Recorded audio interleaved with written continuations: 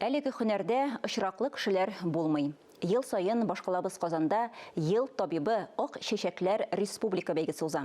Быел да Казан Экспо үзәгендә елның иң яхшы табибларын билгеләү өчен җыелдылар. Быел уникаль очрак номинациясына бер юлы 4 хастаханәдә вакылды. Җиңүчеләр турында алдагы язмада. 15-нче юбилей республика күләмендә уздырылучы Ак чәчәкләр конкурсында катнашучыларны сәламлыйм. Сәламәтлек сатылмый, аны сәламәтлек саклау системасында эшләүче кешеләр ярдәме белән саклап кына була. Чаллы ашыгыч медицина ярдәме хастаханәсе хирурглары Россиядә беренчеләрдән булып кеше организмындагы иң зур кан тамырын протезга алмаштырды. Шуңа да уникаль очрак номинациясендә җиңүләре табигый.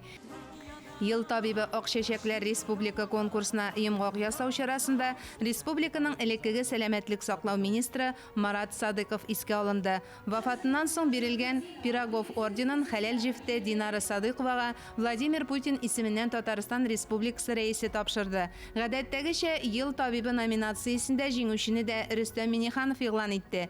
Шәрәфле исемгә Казан медицина университеты галимәсе Айнагөл Баялиева лаек булды. Моннан тыш Яшел Үзәк район хастаханәсенең бала тудыру бүлеге акушеры Елена Родионовага автомобиль ачкычы тапшырылды.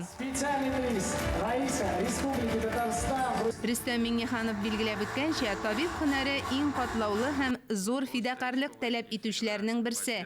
Ел табибы Ак чәчәкләр республика бәйгесе авыр һәм фидакар хезмәтегез өчен тирән рәхмәт сүзләрен белдерү өчен тагын бер мөмкинлек.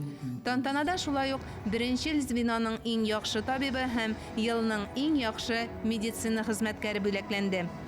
Мөршидә Җиһан, Ринат Сахибгәрәев, Татарстан яңалыклары.